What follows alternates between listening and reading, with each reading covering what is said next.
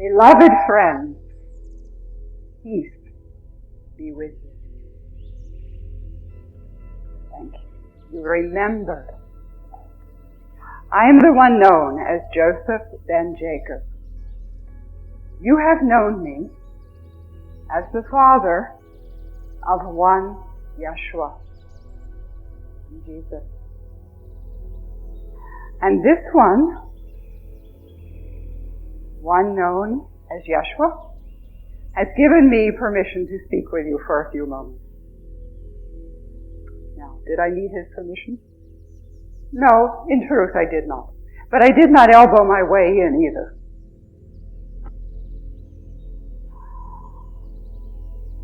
Many of you, nay, all of you, walked with me and with my son in times that you would now call olden days. And yet those days are very present as you call them forth and as you have desired to remember them. That is why when the greeting was given, peace be with you, there was an instant response, remembered well from other times. And it is a joy to behold you once again. You have heard it spoken in this evening that it is a time, a pivotal time, a time of ascension. And this is true. It was a time when you and I walked the face of our Holy Mother, the earth. It was also a pivotal time then. For there were many who heard the message of the heart of my son and ascended in consciousness to the Father. It is the same in this day and time, for you are calling me forth because you desire to remember and to ascend.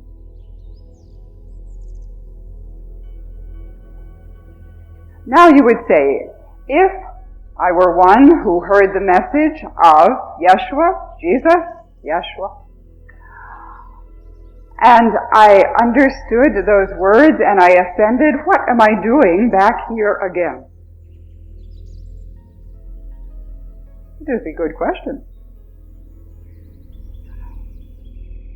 You have agreed that you will come and be servant to the brothers and sisters, that you will don the cloak of forgetfulness for a certain time period in order to speak a language with the brothers and sisters so that they can see you as themselves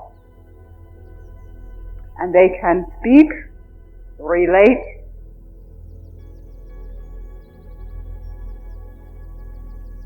and have a glimpse that will be as the spark plug to remember their holiness.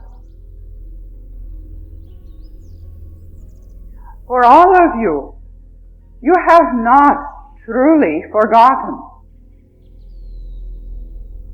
Otherwise, you would not be here in this evening. You would be out at one of your other gatherings doing something else, totally oblivious to the message of the heart. But you have agreed that temporarily you will come and you will be amongst the brothers and sisters and you will appear as they do. You will wrestle with the same ideas, the same confusions, the same questions, the same doubts, so that they, seeing you, will catch a glimpse of the Father. You thought it was just for you. No. What you do, beloved Son, uplifts all of creation. even though wrestling with the ideas and the questions, you do that for the brothers and sisters as well. And you serve all of humanity. Never think that what you do has small import, that you just do it for yourself. For indeed, as you allow yourself to be uplifted in consciousness, as you allow yourself to feel the vibration of love, that reaches out and touches every one of your brothers and sisters and uplifts all of creation. They do not always show you that they have been touched, for many times there is an armoring of the focus where they seem to be in their own world. You have known that feeling yourself, being in your own world as you wrestled with something.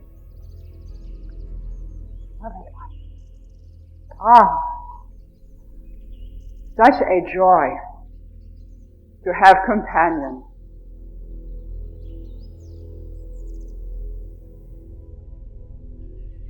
Feel you the vibration of love?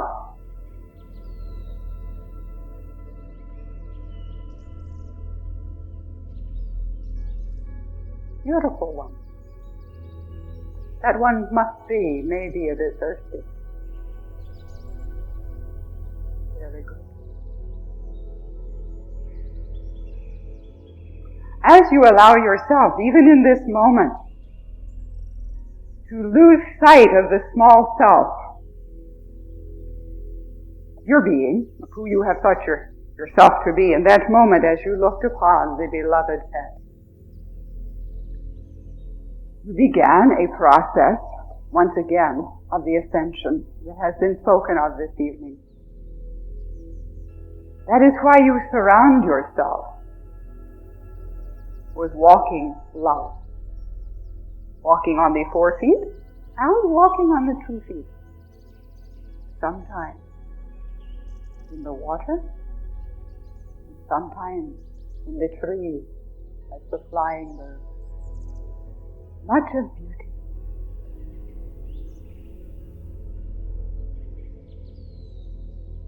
In the lifetime that we walked the earth, it was a time very much like what you are experiencing now. It was a time when there was hatred of brother to brother, sister to sister, much of what you would see as the gossip, the rumors, criticism, judgment. It was also a time when one forgot themselves, the small self, and would cross the road to help a fellow traveler. One perhaps not of the same country. For in an instant, that brother was seen to be yourself. You have the story recorded in your scriptures of the Good Samaritan. And there were many such instances where aid was given from the heart.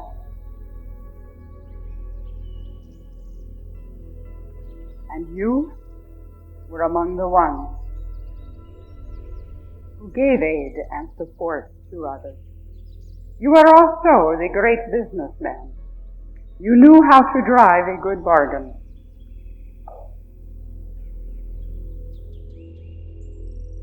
You had a heart of gold, and on the inside you were most soft and gentle.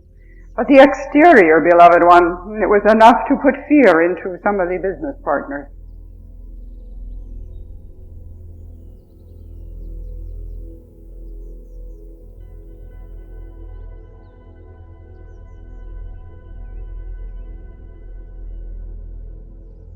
I knew brotherly love.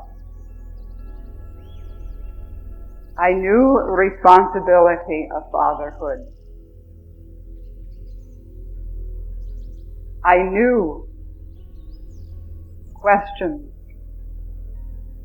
of society, of the world at that time. I knew fear for preserving the body and the safety of those entrusted to me. That is why we made flight to Egypt. But I also knew the love of the Father, for I had been brought up in a community that revered and honored the love. The ancient scriptures, the prophecies, I knew them well. And I knew the quiet peace of meditation. I knew the revelation that came in dreams.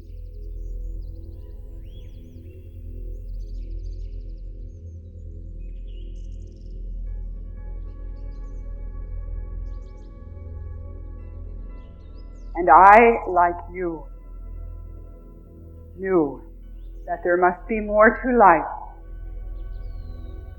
than just the studies, the religious worship, the daily activities, the raising of a family.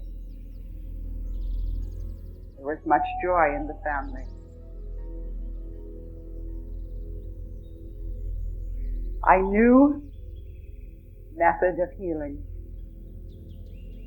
For as I had studied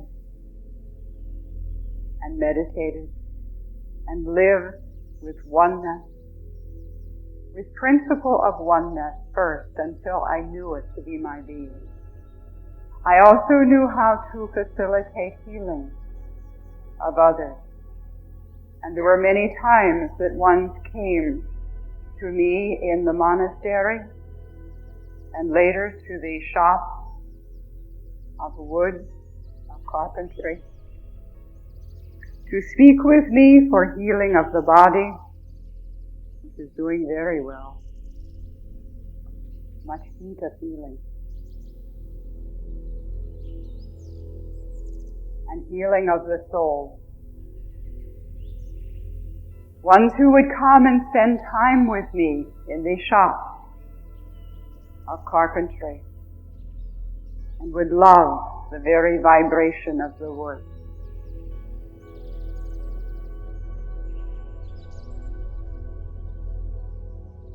Know you the vibration of love that is in the wood?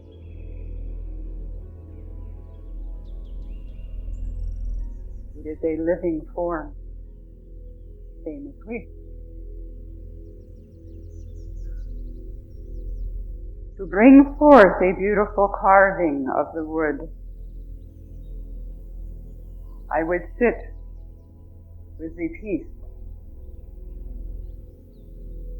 to meditate, to commune, to be one with the vibration of that light, and ask of it what form, what design it would desire to show forth. Not just to carve in a mechanical means, to take knife and to butcher a piece, but to bring forth the spirit of the wood itself. You have now in your day and time the artisans who know how to revere the wood as well, and to bring forth the spirit of wood,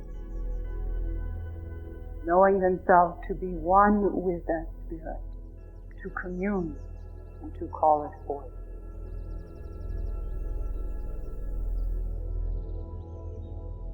But I digress. In the day and time when I was as companion to Jeshua in his years of growing up,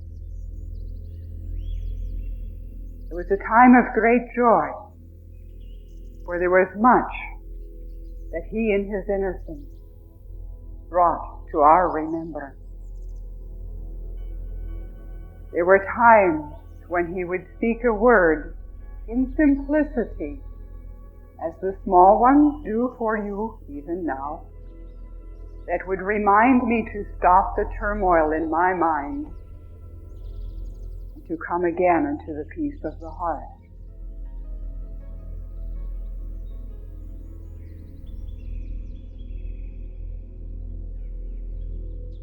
I greatly love, and still do love, the one known as Mary. I was companion and husband to her, and it was a great honor to be with her gentleness and her forcefulness at times. For she was, as all of you who activate now the form of woman, she was one of gentle nature and yet very much true to what she knew to be the truth of her being. And if anyone would step across those lines, they were put in their place and reminded, gently but firmly, of the truth of the Father and of love. I had heard the prophecies. I knew, had read, had copied the ancient manuscripts that told of the birth of the Messiah. Little knowing at the time when I copied those manuscripts and those ancient scriptures, as they were in that time, that I was going to be involved with it. But it was something that we were preparing for and that we expected. We knew that it would be coming soon. And when it was suggested unto me that I be companion to the one known as Mary, and companion to the one known as Jeshua, at first I felt unworthy. For all the writings of Messiah that told of Messiah's birth and what he would do seemed to me to speak of someone greater than I, more holy than I, more wise. And I thought, how could this be that I was asked to be companion, to look after, to nurture this one? And I wrestled with my doubts and my feelings of unworthiness. And I would run from it.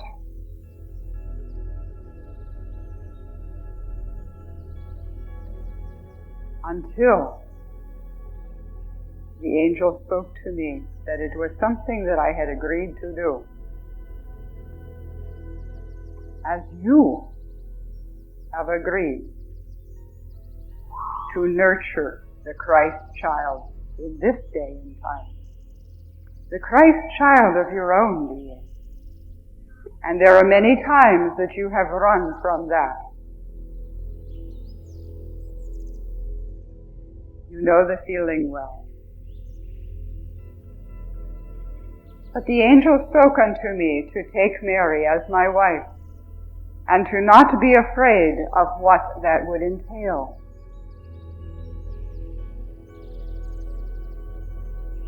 So I did. And I watched as Jeshua grew in wisdom and in stature. I marveled as his mother did at some of his sayings and the clarity of the revelation. And I knew this one, through his gentleness, was the Messiah. Not as the world, and not as I had expected the Messiah to be. But I knew that he would be a great leader. For he would bring many to the realization of the love of the Father, even in that time.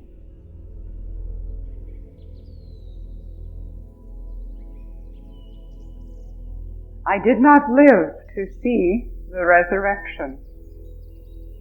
I did not live with activating the body. But I did live to see the resurrection in another form.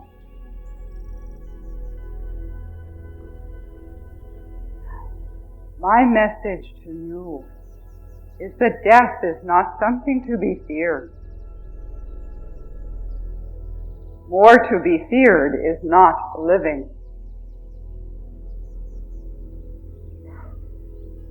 Death itself is the momentary release of the very specific focus and identification with a body.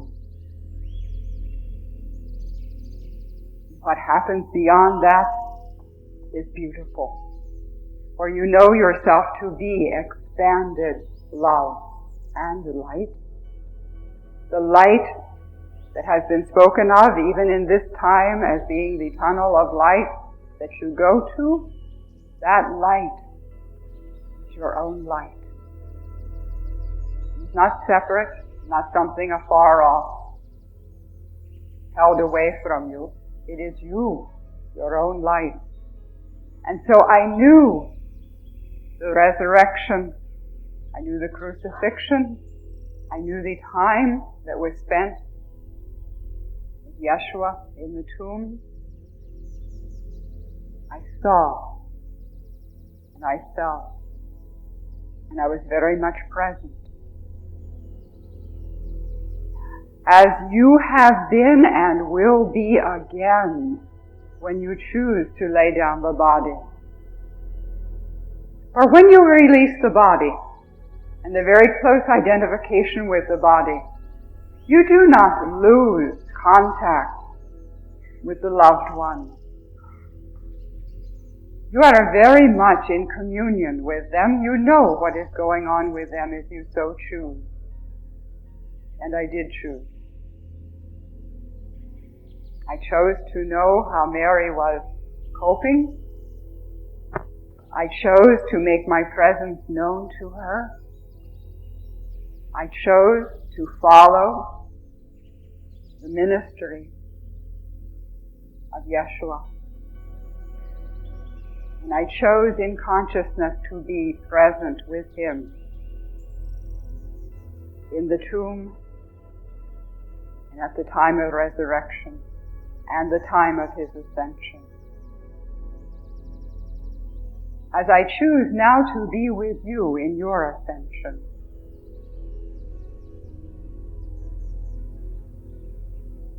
thank you for the opportunity to speak with you in this manner this evening. For as some of you have discerned, there has not been too much written about me, apart from an also mention in your scriptures. And I am not often called forth to speak with you. So it has been my great honor and my pleasure to have this privilege to speak with you. I come because I desire to remind you that everyone you have ever known, loved, revered, is with you still. Even the ones that you would say have been the great masters of the past, the great masters of history that have gone on somewhere, even we are with you. For there is much more to life than just what appears to be between the crown and the feet.